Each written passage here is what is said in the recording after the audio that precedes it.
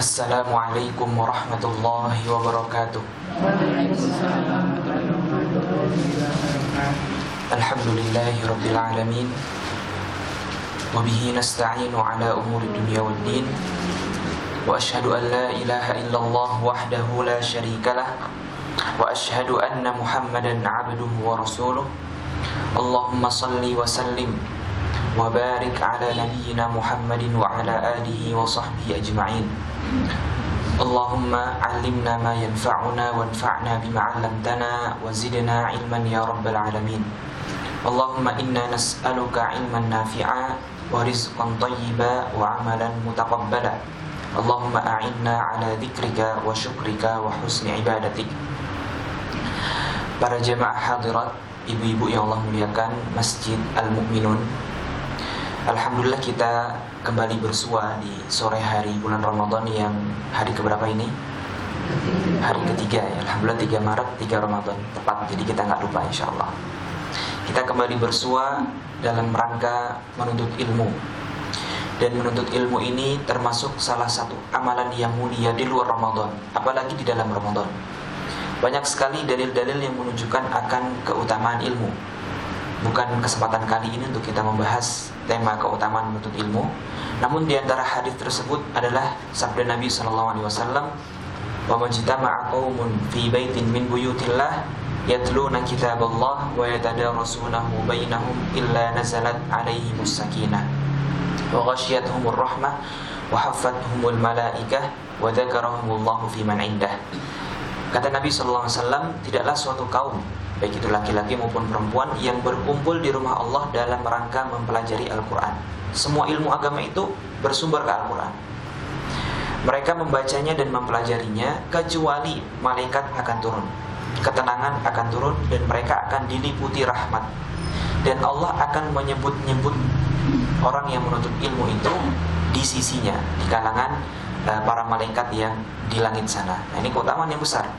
Jika kita berbahagia tatkala kita berhasil meraih prestasi tertentu, sehingga nama kita terkenal seantero Purworejo atau seantero Jawa Tengah atau se-Indonesia karena melakukan A, B, C, dan E.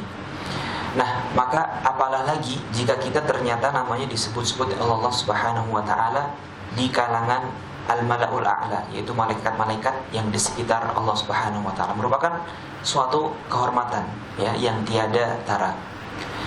Salawat serta salam kita haturkan kepada Nabi kita, Rasul kita, dan suri tauladan kita Muhammad sallallahu alaihi wasallam, beserta para sahabatnya, para istrinya, dan para pengikutnya yang setia hingga akhir zaman. Ibu-ibu yang Allah rahmati, insyaallah tema yang akan kita angkat pada sore hari ini adalah tentang apa? Tentang meneladani atau mengenal lebih dekat sosok Ummul Mukminin Ibunda Aisyah radhiyallahu taala anha. Mengenal lebih dekat sosok ibunda kaum mukminin atau Ummul Mukminin Aisyah radhiyallahu taala anha. Aisyah radhiyallahu taala anha, siapa yang tidak kenal? Ya, tema ini sengaja diangkat di kajian ibu-ibu, sangat cocok, ya kan? Supaya kepribadian beliau bisa lebih dikenal dan kita lebih bisa mengenal supaya dapat meneladaninya. Radhiyallahu taala anha. Aisyah namanya adalah Aisyah binti siapa? Aisyah ayahnya siapa? Abu Bakar. Aisyah binti Abu Bakar bin Abu Quhafah bin Amir bin Amr bin Ka'ab bin Sa'ad bin Taim bin Murrah bin Ka'ab bin Lu'ay bin Ghalib bin Fihr al-Qurasyiyah. Kalau nggak sempat tercatat, ntar saya kirimkan catatannya ke Mas Amnu, insyaallah. Jadi Aisyah anaknya Abu Bakar bin Abu Quhafah, jadi kakeknya adalah Abu Quhafah, bin sampai bertemu dengan Taim. Taim ini anaknya Murrah. Ya, Taim ini anaknya Murrah. Murrah ini punya banyak anak. Ada Taim, ada Hashim. Nah, Hashim ini yang kelak akan jadi kakeknya Nabi. Nah, sehingga nasab Aisyah dengan Nabi itu sebelum bertemu pada sosok Fihr atau sosok Quraisy itu yang dari sananya disebut bangsa Quraisy. Sebelum bertemu dengan Quraisy, bertemu dulu di di Murrah bin Ka'ab. Yang mana Murrah bin Ka'ab ini punya anak beberapa, di antaranya Taim dan di antaranya adalah Hashim. Dari Hashim ini nanti lahir Rasulullah, dan dari Taim ini lahir Abu Bakar dan lahir Aisyah. Bisa difahami? Bisa difahami ya? Jadi tadi Murrah bin Ka'ab punya anak setidaknya dua. Siapa tadi? Murrah bin Ka'ab punya anak Taim dan anak Hashim. Hashim nanti punya cucu siapa? Nabi Muhammad SAW. Adapun Taim di antara cucunya adalah Abu Bakar dan Aisyah. Sehingga nasab Aisyah bertemu dengan nasab Nabi di Murrah bin Ka'ab. Murrah bin Ka'ab. Taib. Aisyah adalah putri dari Abu Bakar, atau salah satu putri dari Abu Bakar. Siapa ibunda Aisyah? Ibunda Aisyah bernama Ummu Rumman binti Amir Al-Qurasyiyah. Ummu Rumman binti Amir Al-Qurasyiyah. Jadi Ummu Rumman ini punya dua anak, Abdurrahman dan Aisyah. Siapa tadi anaknya? Abdurrahman dan Aisyah. Jadi saudara kandungnya Aisyah hanya satu, siapa? Abdurrahman. Baik. Di antara istrinya Abu Bakar juga, total istri Abu Bakar ada 4, ya. Tapi di sini kami sebutkan 2 saja dulu. Tadi yang pertama Rumman, meskipun beliau bukan istri pertamanya. Tapi istri Abu Bakar yang lain adalah Qatilah binti Abdul Uzza. Qatilah binti Abdul Uzza ini memiliki anak yang namanya Abdullah dan Asma. Siapa tadi? Abdullah dan Asma. Jadi sudah kita sebutkan berapa anaknya Abu Bakar? 4. Dari Ummu Rumman, Abdurrahman dan Mumtaz Aisyah. Dari Qatilah, Abdullah dan Asma. Nah, Abdullah dan Asma. Aisyah tidak memiliki anak.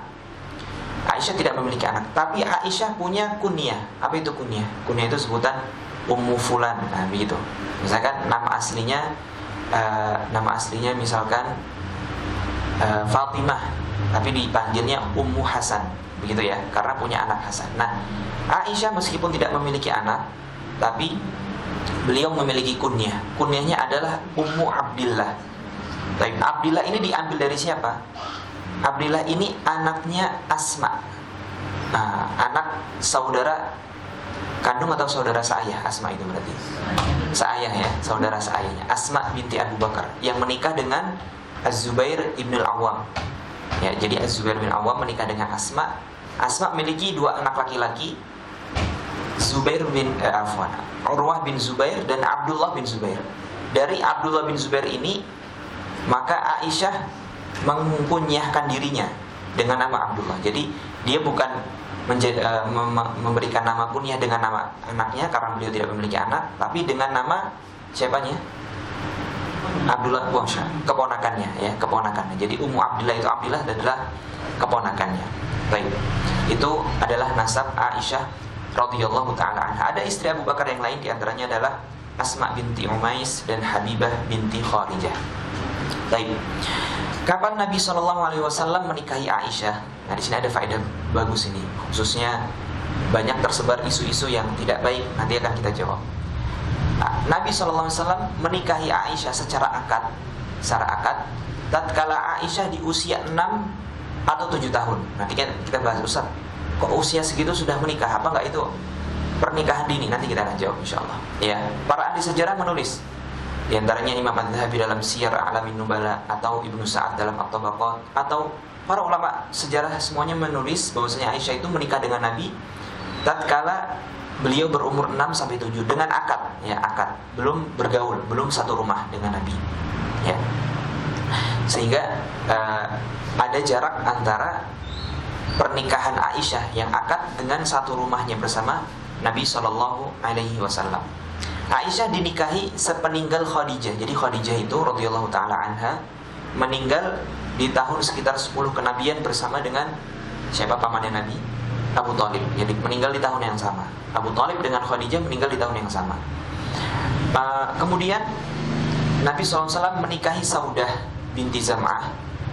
Nabi menikahi Saudah ini dalam keadaan janda, karena kebetulan Saudah suaminya meninggal dan Nabi merasa kasihan, sehingga Nabi pun menikahinya. Para ulama mengatakan bahwa Saudah ini secara fisik mungkin tidak terlalu cantik, namun Nabi SAW menikahinya, ya, menikahinya karena peduli, ya, peduli terhadap janda. Lalu setelah menikah dengan Saudah, maka Nabi pun menikah dengan Aisyah di usia 6 tahun. Baru setelah beliau, Aisyah maksudnya, di umur 9 tahun, setelah perang Badar di tahun kedua Hijriah di bulan Syawal, maka Nabi pun SAW satu rumah dengan Aisyah tatkala usia Aisyah sekitar 9 tahun, ya, berarti ada sekitar 3 tahun Aisyah menjadi istri Nabi, tapi belum pernah bergaul dengan Nabi SAW. Baik, mengapa Nabi SAW menikahi Aisyah di usia belia? Nah, ini mungkin pertanyaan yang banyak tersebar di kalangan masyarakat. Ada di antara mereka yang nggak berani bertanya ini. Ya sudahlah, ini kan Nabi, nggak perlu dipertanya-tanyakan lah. Kita berpikirnya positif aja. Ada juga sebagian masyarakat yang mungkin pengen tahu, akhirnya baca-baca sesuatu yang justru itu ditulis oleh orang-orang Barat untuk mencela Nabi SAW. Tapi ada beberapa alasan mengapa Nabi SAW menikahi Aisyah di usia belia. Ada alasan umum dan alasan khusus. Alasan umumnya adalah bahwa di negara Arab sana, di negara Hijaz dan negara-negara yang notabene memang panas, itu biasanya wanita lebih cepat baligh, lebih cepat haid. Jadi di usia-usia 7 tahun, 8 tahun mereka sudah baligh. Kalau mereka sudah baligh berarti secara biologis sudah siap menikah belum? Biologis sudah siap. Ya, itu yang pertama. Kemudian alasan umum lainnya, bahwasanya pernikahan dengan orang yang muda ini bukan pertama kali dilakukan oleh Nabi. Orang-orang Arab juga banyak. Tapi kalau kita dengarkan framing dari media Barat, seakan-akan yang pertama kali melakukan siapa? Nabi SAW. Nah, jadi ini bukan suatu adat yang pertama, tapi suatu adat yang umum, ya, atau biasa terjadi. Oleh karenanya ketika Nabi menikahi Aisyah, ada nggak dari kalangan sahabat atau orang awam Arab yang protes? Ada nggak riwayat yang protes? Wah, Anda kok menikahi wanita di usia muda, nggak pantas? Enggak, justru semuanya mendoakan keberkahan atas pernikahan Nabi terhadap Aisyah radhiyallahu taala anha. Nah, itu dua alasan umum setidaknya.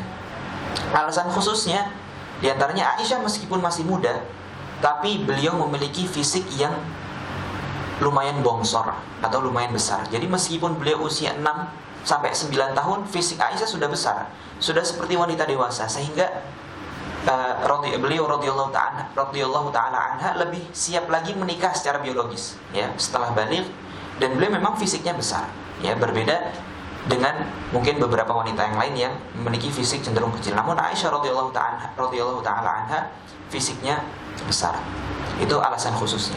Alasan khusus lain, bahwasanya Aisyah radhiyallahu taala anha itu memiliki kecerdasan di atas rata-rata, ya. Aisyah radhiyallahu taala anha memiliki kecerdasan di atas rata-rata. Nabi bisa melihat itu karena Nabi itu sahabat dekatnya Abu Bakar.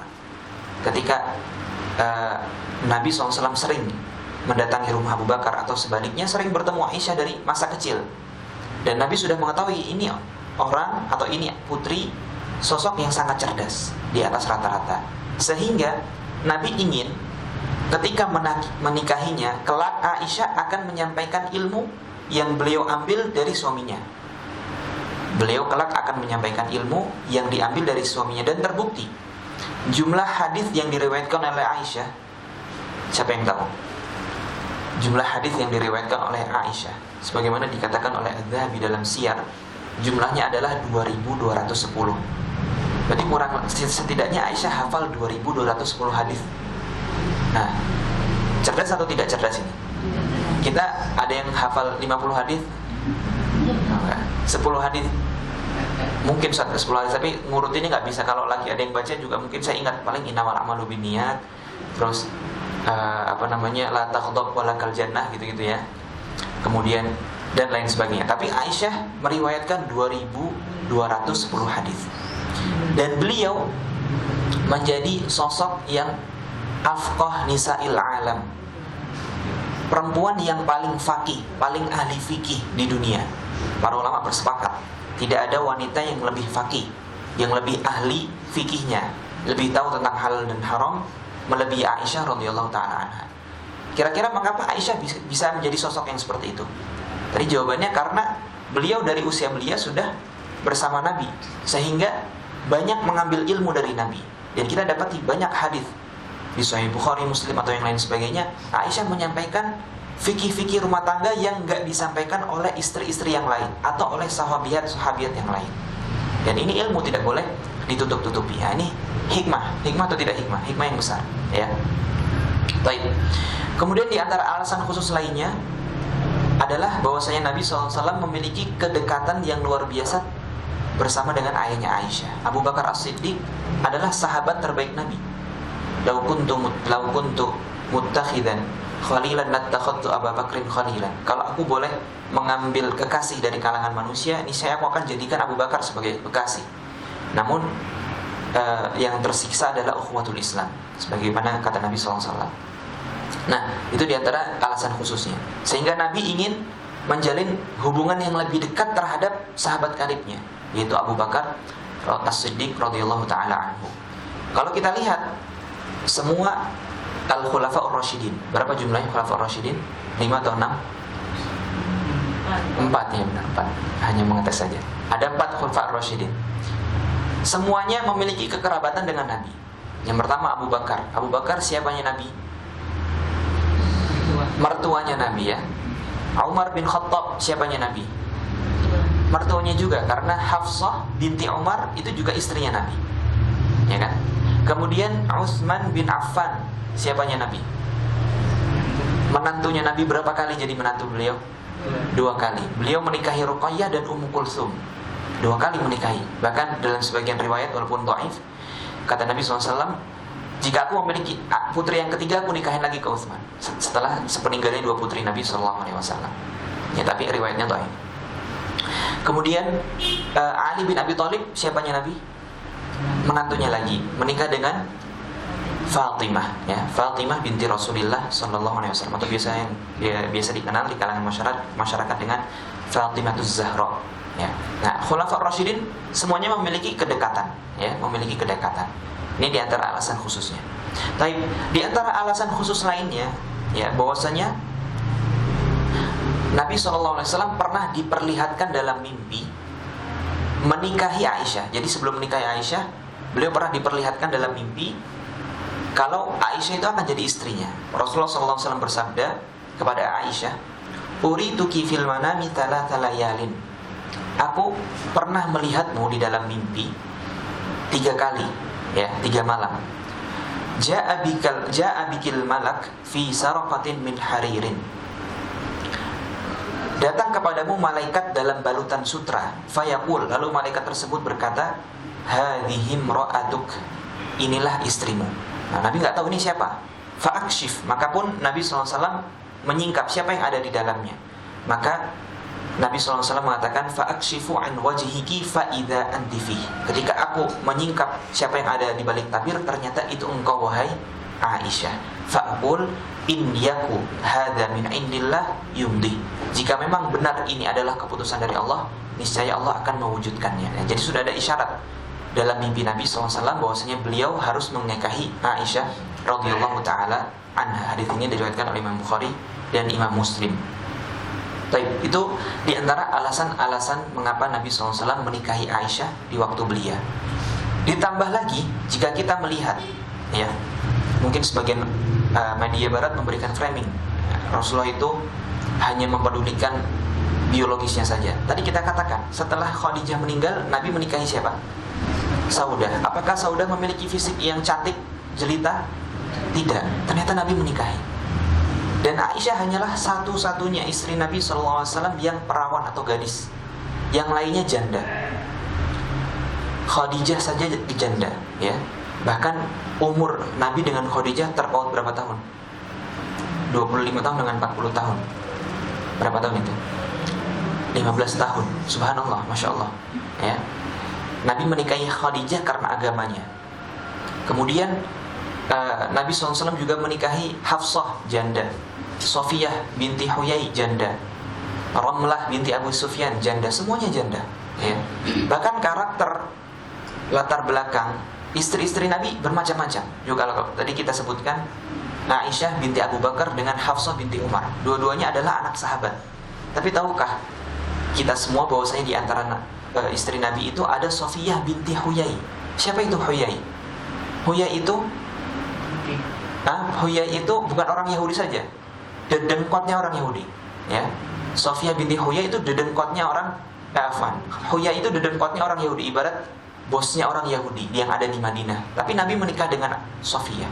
Oleh karenanya ketika cerita Sofiyah dinikahi oleh Nabi itu, awalnya Sofiyah sebagai budak, ya, karena Nabi SAW perang dengan orang Yahudi, akhirnya menjadikan Sofiyah dan yang lainnya wanita-wanita sebagai sebagai budak. Kemudian Sofiyah awalnya menjadi jatahnya salah seorang sahabat. Karena lupa siapa sahabatnya. Intinya Nabi bagi-bagiin budak-budak perempuan, ini untuk fulan, ini fulan, untuk fulan, untuk fulan.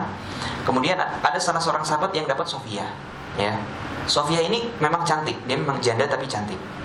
Kemudian sahabat yang lain ini merasa cemburu. Wah, nggak adil kalau dia dapat Sofiyah.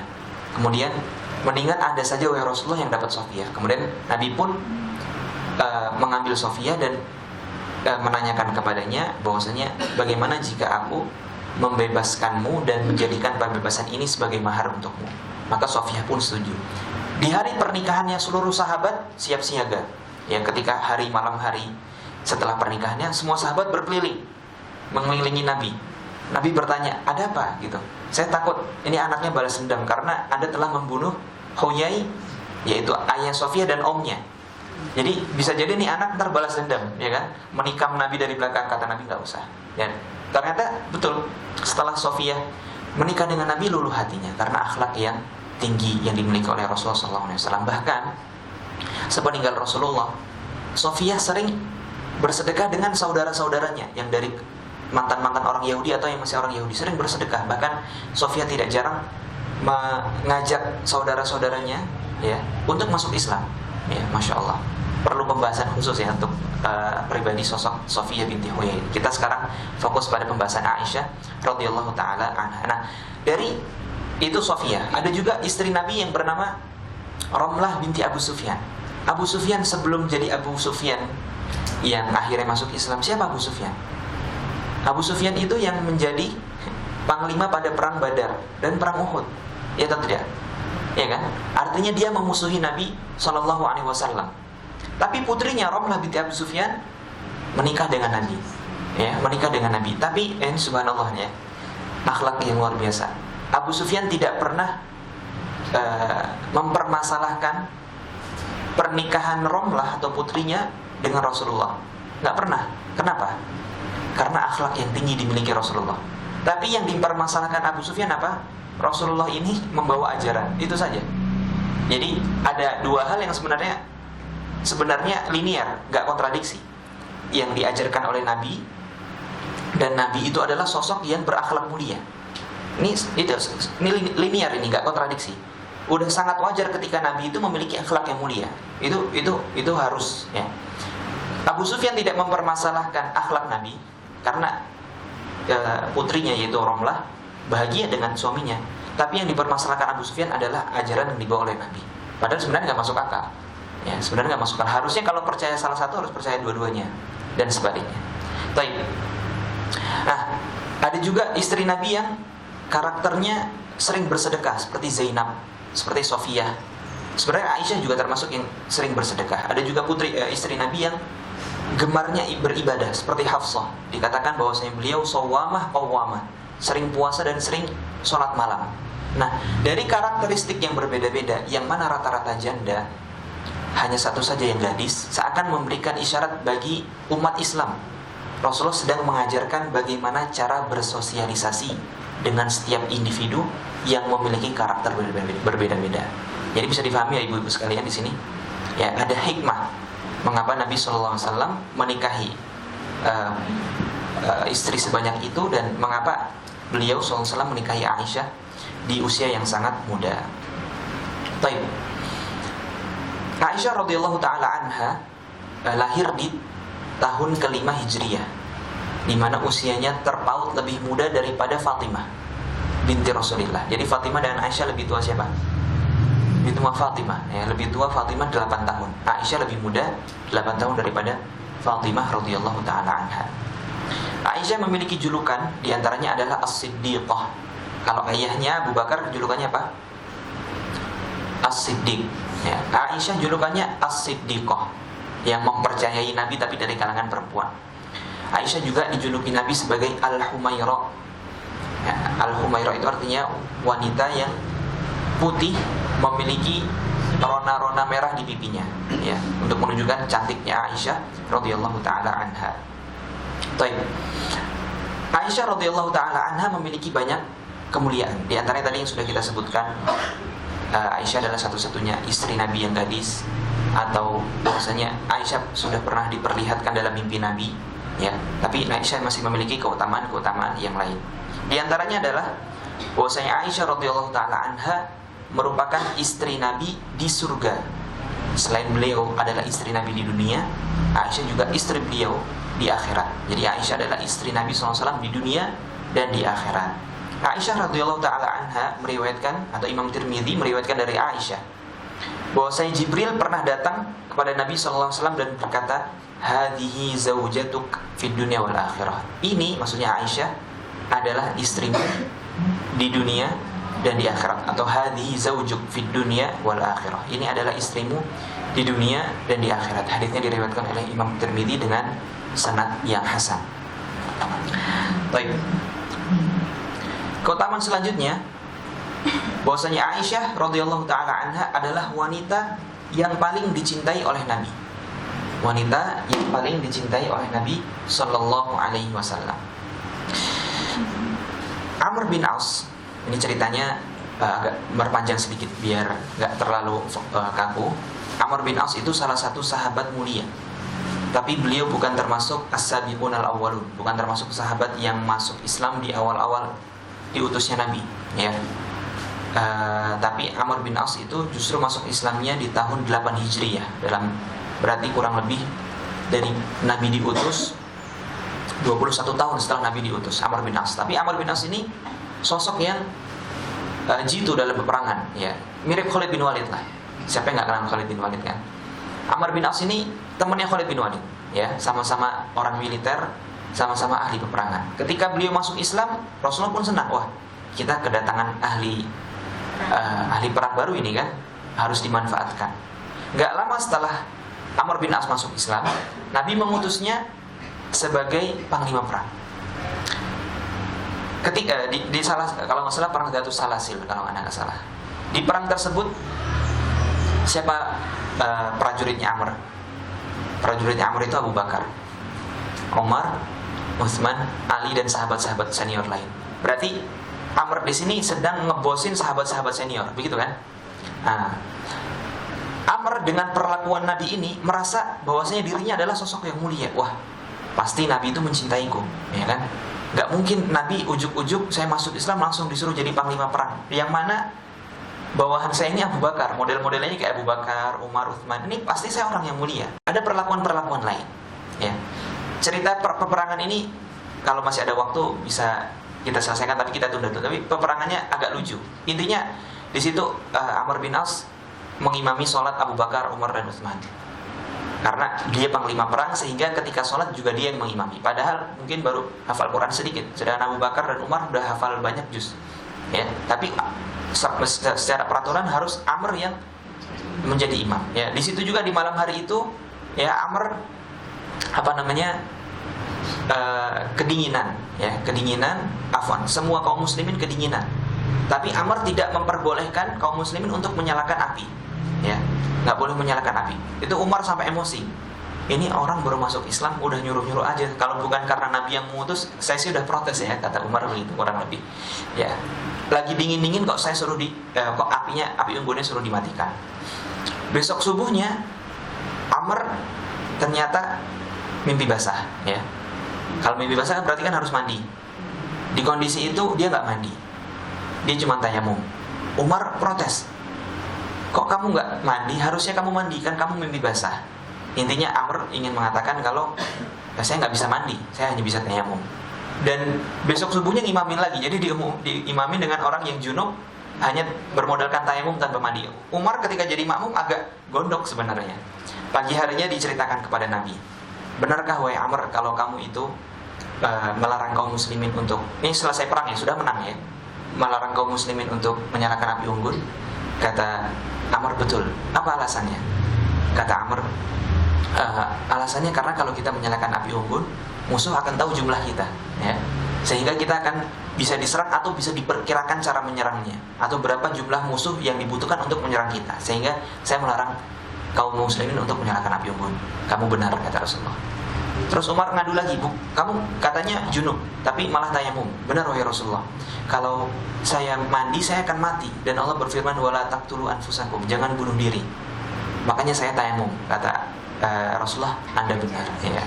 Jadi ternyata Amr benar. Singkat cerita, dengan kejadian ini Amr dibela di hadapan Umar, Amr diagungkan di hadapan sahabat-sahabat senior. Kan Amr punya perasaan yang berbinar, ya kan? Wah, ini Rasulullah ini pasti memiliki kecintaan tersendiri terhadap diriku. Padahal sifat Nabi terhadap seluruh sahabat seperti itu. Jadi Rasulullah tidak pernah mengkhususkan, ya. Beliau mencintai semua yang bermuamalah dengan Nabi merasa ada hubungan spesial. Di antaranya Amr. Singkat cerita, Amr iseng ingin bertanya kepada Nabi, wahai Rasulullah, ayyun nas ahabu ilaik. Wahai Rasulullah, siapa manusia yang paling Anda cintai? Siapa kira-kira yang Amr inginkan namanya disebut? Ya dirinya sendiri, ya. Dia pengen Anta, atau Amr bin As gitu. Ternyata kata Nabi SAW, Aisyah yang paling saya cintai. Amr dalam hatinya, ya jelas lah itu istrimu gitu kan, itu istrimu. Enggak, maksud saya itu yang laki-laki. Ya mungkin kalau laki-laki Rasulullah akan jawab saya. Makanya Amr bertanya, wa minar rijal, kalau dari kalangan laki-laki Abu Bakar atau Abuha, ayahnya Aisyah. Summaman, kemudian siapa? Sebutin fulan. Summaman fulan. Sebutin, enggak ada nama Amr bin As. Kemudian Amr pun enggak jadi bertanya. Ya, takut dia di urutan nomor 360, ya kan. Hikmah yang bisa diambil khususnya pada pengajian kali ini adalah bahwasanya ketika Nabi ditanya siapa yang paling Anda cintai, Rasulullah menjawab Aisyah. Ya, ini menunjukkan bahwasanya Aisyah adalah sosok yang paling dicintai oleh Nabi Sallallahu Alaihi Wasallam. Kabar dicintainya Aisyah atau kabar bahwasanya Aisyah adalah sosok istri yang paling dicintai Nabi ini akhirnya tersebar setelah Amr bertanya seperti ini, sehingga di kalangan para sahabat ma'ruf kalau Nabi itu paling cinta terhadap istrinya. Tentu bukan berarti Nabi gak adil. Jadi perlu dibedakan antara keadilan yang kita bisa lakukan dengan keadilan yang tidak bisa kita lakukan. Keadilan yang bisa kita lakukan itu bentuknya nafkah. Kalau seorang memiliki 2 istri, 3 istri, dia harus adil secara nafkah. Menginap, kemudian yang diberikan nafkahnya sesuai dengan kebutuhan, itu harus adil. Tidak boleh membedakan salah satu di atas yang lain. Tapi kalau kecintaan, Allah yang ngasih, ya. Allah Subhanahu wa taala yang ngasih. Aisyah satu-satunya gadis. Ya, gimana Nabi mau mengelakkan hatinya? Aisyah adalah wanita yang cerdas, hafal banyak hadis. Aisyah sifatnya kekanak-kanakan. Yang lainnya mungkin bekas janda atau janda. Aisyah kekanak-kanakan, sehingga sifat cinta atau rasa cinta itu Nabi nggak bisa kontrol. Ya, oleh karena Nabi pernah berdoa kepada Allah, ya Allah jangan siksa aku pada hal yang tidak aku mampu. Ya, jangan siksa aku pada hal yang aku tidak mampu. Maksudnya dalam hal membagi cinta. Nah, intinya Nabi adil dalam nafkah, namun tetap lebih condong kepada Aisyah secara kecintaan. Sama seperti ketika kita punya anak, kita pasti ada kan anak yang salah satu di antara kita, di antara anak kita yang lebih kita cintai, kan itu wajar. Tapi kita berusaha adil di hadapan yang lain. Kita nggak membedakan satu anak di atas yang lainnya, ya. Tapi dalam cinta ada aja lebih senang yang A, lebih senang yang B. Itu hal yang tidak bisa kita kontrol. Itu dari Allah Subhanahu wa taala. Baik. Sehingga kabar kecintaan Nabi terhadap Aisyah ini masyhur di kalangan sahabat. Sehingga para sahabat ketika ingin memberikan hadiah kepada Rasulullah, mereka menundanya sampai Rasulullah menginap di rumahnya Aisyah. Biar apa? Biar ketika Rasulullah menerima hadiah itu, Rasulullah dalam keadaan hati yang sedang berbunga-bunga, ya, sedang kondisi bahagianya sedang memuncak. Sehingga para sahabat sengaja memberikan hadiah di hari menginapnya Aisyah radhiyallahu taala anha. Lantas timbullah demo dari istri-istri yang lain, ya. Istri-istrinya protes, ya. Mereka semua ya demo kecil-kecilan, ya. Semuanya protes menghadap ke Ummu Salamah, karena kebetulan Ummu Salamah pintar bicara, ya. Semuanya mengadu ke Ummu Salamah. Wahai Ummu Salamah, tolong bilangkan ke suami kita, ya. Tolong bilangkan ke suami kita agar para sahabatnya jangan mengkhususkan hari Aisyah untuk mereka memberi hadiah. Kalau mau beri hadiah, beri aja, nggak usah nunggu-nunggu di hari Aisyah. Ya, Ummu Salamah pun berkata kepada Rasulullah dengan konteks seperti ini. Rasulullah terdiam. Kemudian Ummu Salamah mengatakan lagi, Rasulullah terdiam. Ya. Yang ketiga kalinya Ummu Salamah mengatakan hal yang serupa, lalu Rasulullah SAW menjawab, Ya Ummu Salamah, la tu'dhini fi Aisyah. Wahai Ummu Salamah, jangan menyakitiku pada perkara Aisyah. Fa innahu wallah ma nazala alayya al-wahyi wa ana fi lihafi imra'atin minkun ghairuha. Demi Allah, ya, tidak pernah turun wahyu kepadaku ketika aku sedang berada di pelukan istri, di pelukan wanita, kecuali pada Aisyah. Jadi ya sudahlah, gimana lagi, saya nggak pernah turun wahyu kecuali sedang bersama Aisyah. Kalau lagi kondisi dengan istri, satu-satunya waktu yang saya bisa diturunkan wahyu ketika sedang bersama Aisyah. Ketika para sahabat sengaja mencari ini atau mencari waktu untuk memberikan hadiah di hari Aisyah, juga bukan karena saya memprovokasi para sahabat, enggak. Itu lahir dengan alami. Ya sudah, mau gimana lagi. Dalam sebagian riwayat, yang protes ini bukan Ummu Salamah saja. Sampai istri-istrinya Nabi ini mengadukan ke Fatimah. Bahkan dalam riwayat lain ke Zainab. Jadi bisa jadi 3 kali, ya, ke Ummu Salamah lewat istrinya langsung atau lewat putrinya, yaitu Fatimah dan Zainab. Mereka semuanya mengadukan kepada Rasulullah SAW perkara ini. Namun pada kasus yang sedang mengadukan itu adalah Zainab dan Fatimah, Rasulullah mengatakan innaha ibnatu Abi Bakrin. Itu adalah, maksudnya Aisyah itu anaknya Abu Bakar. Apa maksudnya? Kenapa jawabannya berbeda? Yang pertama, Nabi ingin menyebutkan bahwa Aisyah itu punya kemuliaan. Nabi selalu diberikan wahyu, atau ketika Nabi diberikan wahyu bersama dengan istri-istrinya itu tidak pernah kecuali melalui Aisyah. Tapi ketika Zainab dan Fatimah yang protes, Nabi ingin ngasih tahu Aisyah ini anaknya sahabat, yaitu Abu Bakar. Ya mau gimana lagi? Abu Bakar orang baik, ya. Abu Bakar itu orang yang dermawan kepada para sahabat. Jadi wajar saja ketika sahabat-sahabat yang lain ingin memberikan kebaikan kepada anaknya Abu Bakar. Ya udah, gimana lagi? Seakan-akan itu sabda Nabi, innaha binatu Abi Bakar. Abu Bakar kan termasuk sahabat yang terkenal dermawan, ya. Ya mau gimana lagi ketika para sahabat ingin membalaskan hadiahnya atau kebaikannya melalui anaknya. Innaha binatu Abi Bakar. Aisyah adalah anaknya Abu Bakar. Mau gimana lagi, ya. Itu sudah terjadi secara alami. Baik, itu keutamaan yang berapa? Nah, saya juga dalam hitung. Intinya, keutamaan yang selanjutnya, ya, keutamaan yang selanjutnya. Aisyah radhiyallahu taala anha memiliki keunggulan di atas wanita yang lain, layaknya tharid. Layaknya tharid, sejenis makanan yang sangat fancy, sangat mewah, sangat enak dan sangat lezat. Para ulama mengatakan dia seperti campuran daging, roti gandum dan kuah. Ya, apa makanan zaman sekarang? Ya kayak mungkin bisa kita analogikan di zaman sekarang seperti Wagyu A5 misalkan gitu, ya. Ada yang kena Wagyu A5. Wagyu A5 itu daging sapi mahal. Intinya makanan yang sangat fancy. Tharid namanya. Tharid. Nah, kata Rasulullah SAW, fadlu Aisyata ala nisa atau ala sairin nisa ka fadli tharidi ala sairit ta'am. Keutamaan Aisyah di atas wanita-wanita lain adalah seperti keutamaan tharid, yaitu makanan mewah di atas seluruh jenis makanan lainnya. Itu keutamaan Aisyah. Dalam hadis lain lebih panjang, kamu laminar rijali kathirun walam yakmul minan nisa'i illa Maryamu bintu Imran wa Asiyatu imra'atu Fir'aun. Banyak yang sempurna dari kalangan laki-laki, ya. Namun tidak banyak yang sempurna dari kalangan perempuan. Yang sempurna hanya Maryam binti Imran dan Asiyah istri Fir'aun. Ya, jadi yang sempurna dari kalangan laki-laki banyak. Namun yang dari kalangan perempuan sedikit. Hanya Maryam binti Imran, yaitu ibunya Nabi Isa alaihissalam, dan Asiyah zaujatu atau imra'atu Fir'aun, ya, Asiyah istrinya Fir'aun. Kemudian Nabi mengatakan wa fadlu Aisyata 'ala nisa'i ka fadli ats-tharidi 'ala sa'iri ta'am. Keunggulan Aisyah di atas wanita-wanita yang lain seperti keunggulan tharid, yaitu makanan mewah di atas makanan-makanan biasa lainnya. Baik.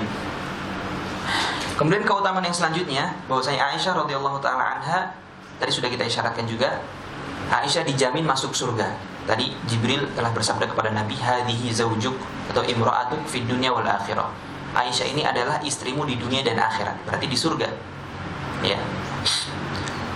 Aisyah juga pernah bertanya kepada suaminya, baginda Rasulullah SAW. Beliau bertanya, ya Rasulullah, man min azwajika fil jannah? Wahai Rasulullah, siapa dari kalangan istrimu yang masuk surga? Rasulullah menjawab, ama innaki minhun. Ketahuilah bahwasanya kamu itu termasuk dari salah satu mereka. Artinya salah satu istri Nabi yang masuk surga.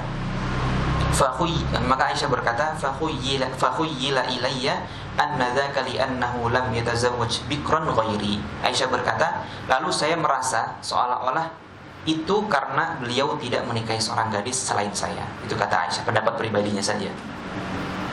Taib. Nabi juga pernah mendoakan doa yang sangat agung untuk Aisyah. Ini doa sebagai kabar gembira juga untuk kaum muslimin sebenarnya. Nabi pernah mendoakan kepada Aisyah, Allahumma ghfir li Aisyata ma taqaddama min dhanbiha wa ma ta'akhkhar. Wahai ya Allah, ampunilah dosa Aisyah yang lalu maupun yang akan datang.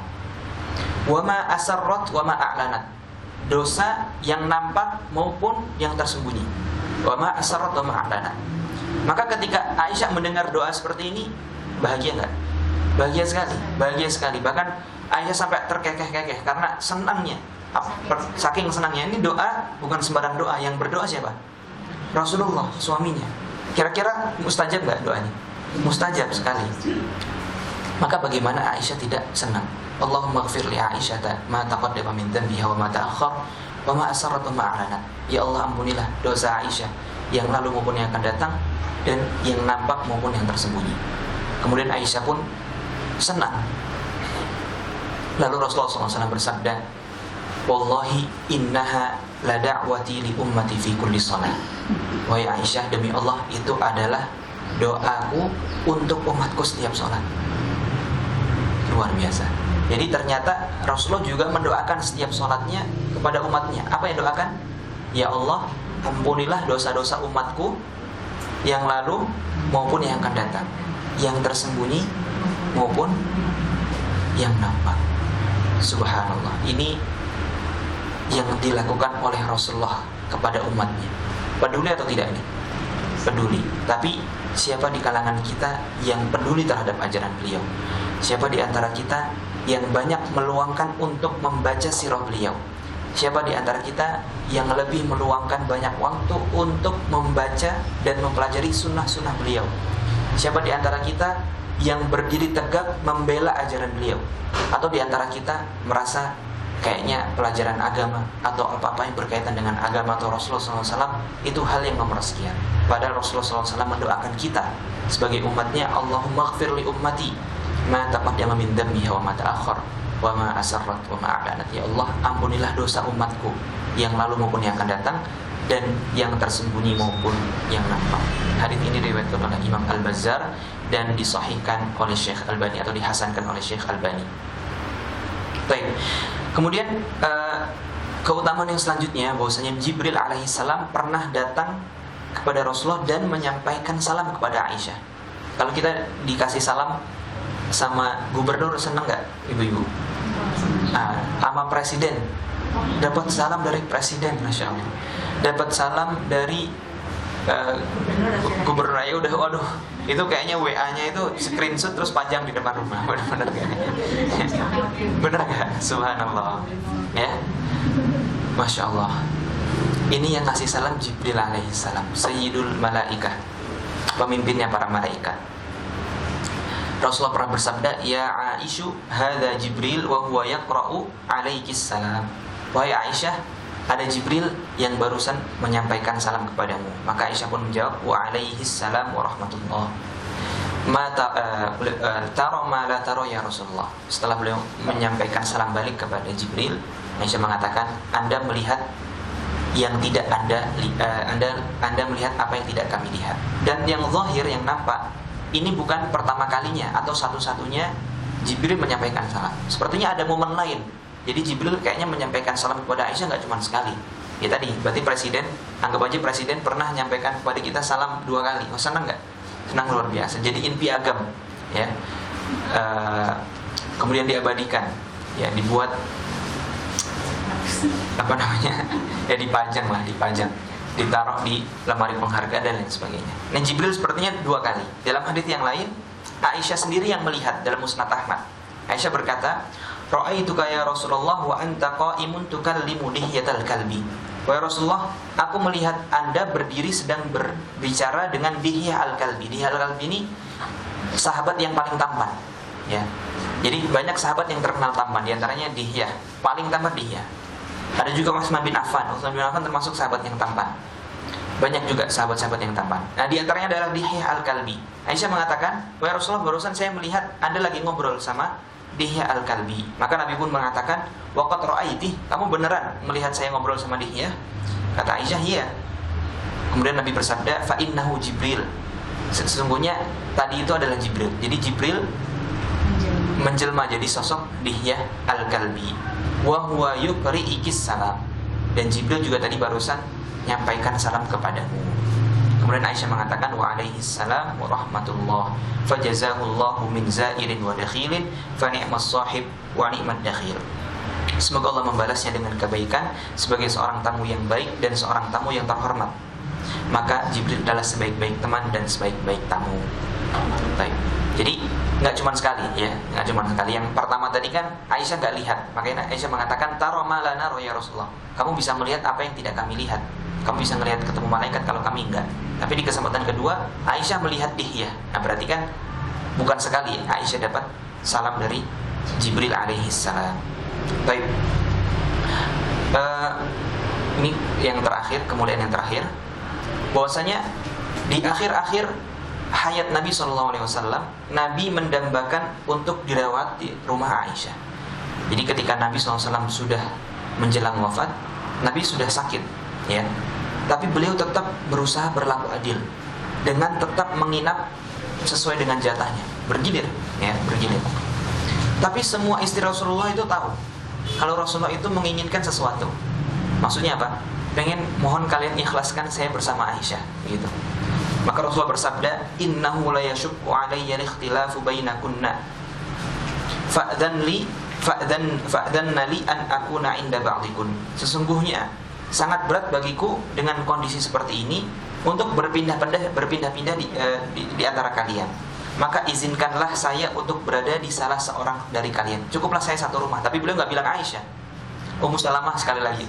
Ummu Salamah mengatakan, ya, beliau mengatakan, "Qad arafna man turidu Aisyah." Kami tahu kok kamu mau siapa. Kamu mau pengen dirawat di rumah Aisyah radhiyallahu taala anha. Maka mereka pun mengizinkan Rasulullah sallallahu alaihi wasallam. Aisyah mengatakan, "Wa kana akhiru zadihi minad dunya riqi utiya bisiwakin." Bekal terakhir atau sesuatu terakhir yang masuk ke dalam mulut Nabi SAW sebelum beliau meninggal adalah campuran antara ludahku dengan ludahnya. Karena ketika Rasulullah berada di pangkuan Aisyah, Abdurrahman binti Abu Bakar, ini berarti siapanya? Saudara kandung atau saudara saya tadi? Abdurrahman binti Abu Bakar, saudara kandungnya, sama-sama anaknya Ummu Ruman binti Amir. Ya, Abdurrahman masuk ke rumah Aisyah, melihat Rasulullah sedang di pangku Aisyah. Abdurrahman sedang bersiwak. Kemudian Rasulullah pun memanjangkan pandangan ke siwak tersebut. Tapi beliau nggak bilang apa-apa. Tapi Aisyah tahu kalau Rasulullah itu ingin bersiwak. Ini juga kemuliaan siwak. Maka maka Aisyah pun meminta siwak dari Abdurrahman dan memoteknya. Di bagian yang bersih itu Aisyah lembutkan bagian bagian siwaknya. Kemudian dibiarkan Rasulullah SAW untuk bersiwak sendiri. Kata Aisyah, "Aku tidak pernah melihat Rasulullah bersiwak dengan cara yang lebih baik melebihi saat itu, ya, ketika sebelum meninggal." Kata Aisyah, "Fama ra'aitu Rasulullah SAW istanna istinanan ahsana minhu." Enggak pernah saya melihat Rasulullah cara siwaknya lebih baik daripada itu. Kemudian ketika Rasulullah sudah mau meninggal, Rasulullah pun mengangkatkan tangannya atau jarinya dan berkata fir rafiqil a'la, fir rafiqil a'la, fir rafiqil a'la, berada di atas bersama. Artinya beliau sebelum meninggal itu diberikan pilihan. Setiap nabi diberikan pilihan, masih ingin memanjangkan umurnya di dunia atau bertemu Allah Subhanahu wa taala. Maka Nabi pun memilih untuk bertemu Allah, fir rafiqil a'la, fir rafiqil a'la, fir rafiqil a'la. Kemudian Aisyah mengatakan, ma tabaina haqinati wa dhaqinati. Rasulullah meninggal di antara leher dan pahaku, artinya meninggal di antara pangkuanku. Ya, ini juga kemuliaan yang besar. Dan Rasulullah juga dikuburkan di rumahnya Aisyah radhiyallahu taala anha. Baik. Terakhir riwayat yang menunjukkan tentang bentuk kezuhudan Aisyah. Jadi Aisyah juga termasuk sosok yang terkenal sangat zuhud, dermawan, zuhud, ya. Apa itu zuhud? Zuhud dengan wara itu meninggalkan sesuatu yang tidak bermanfaat di dunia, ya, demi kemaslahatan di akhirat. Ya. Zuhud itu tidak identik dengan miskin, enggak selalu identik. Zuhud itu intinya dia meninggalkan sesuatu yang tidak bermanfaat atau sesuatu yang dia takutkan kemudorotannya di dunia dan di akhirat. Baik. Imam Az-Zahabi dalam Syiar A'lamin Nubala mengatakan, anna Muawiyah ba'atha ila Aisyah biqiladatin bimi'ati alf. Muawiyah pernah mengirimkan, Muawiyah binti Abi Sufyan, ya, beliau sempat menjadi raja dan Aisyah ketika itu masih hidup setelah zamannya Hasan bin Ali. Ya, Muawiyah yang ketika itu memimpin. Muawiyah pernah mengirimkan kepada Aisyah sebuah kalung senilai 100.000 dirham. 100.000 dirham itu saya nggak tahu normal rupiahnya, tapi 1 dirham itu kurang lebih isinya 3 perak. Tinggal aja 3 perak itu berapa rupiah? 1 gram 3 perak, 3 gram perak, maaf. 1 dirham itu sekitar 3 gram perak. 3 gram perak berapa rupiah? Saya nggak tahu. Dikali 100.000. Nah, berarti kalungnya mahal atau tidak? Mahal, ya. Apa yang dilakukan Aisyah? Faqassamatha baina ummahatil mu'minin.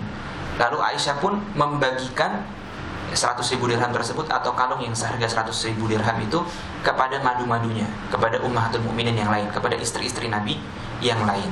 Karena kan sepeninggal Nabi nggak ada yang menafkahi secara khusus, ya. Maka istri-istri Nabi butuh uang. Aisyah pun membagikan di antara istri-istri Nabi. Diriwayatkan Abdurrahman bin Auf adalah seorang sahabat yang rutin memberikan nafkah kepada istri-istri Nabi sepeninggal Nabi Shallallahu Alaihi Wasallam.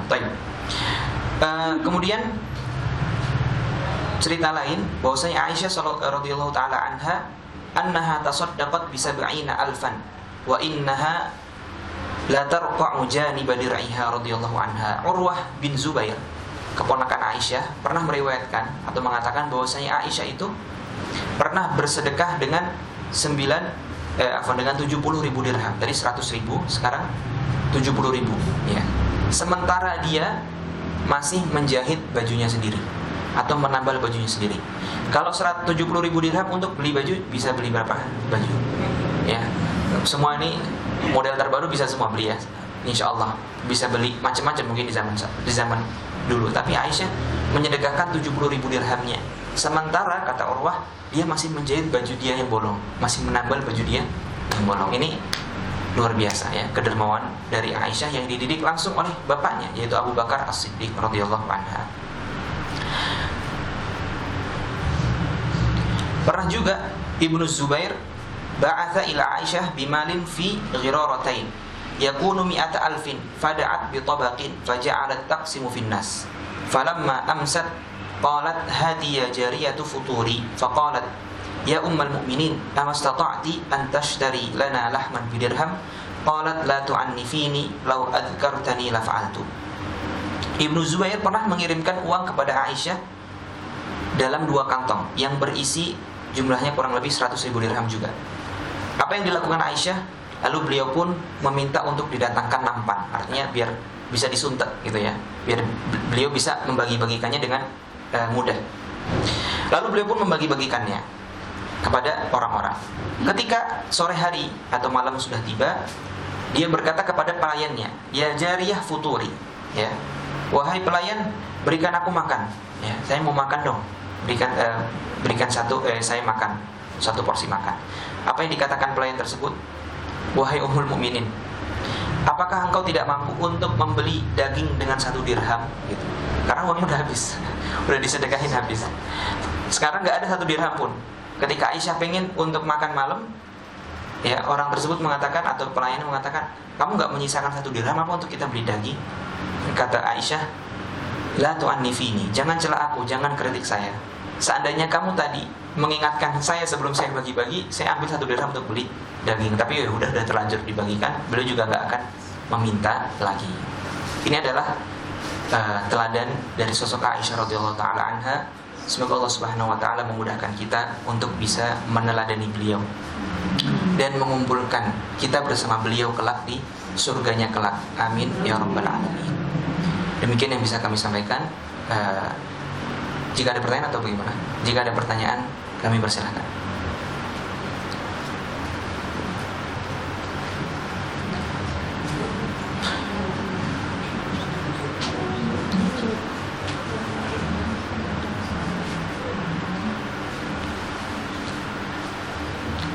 Baik, tidak ada ya, insyaallah. Jika tidak ada, kami tutup dengan doa kafaratul majlis. Subhanakallahumma bihamdik, asyhadu an la ilaha illa anta, astaghfiruka wa atubu ilaik. Assalamualaikum warahmatullahi wabarakatuh.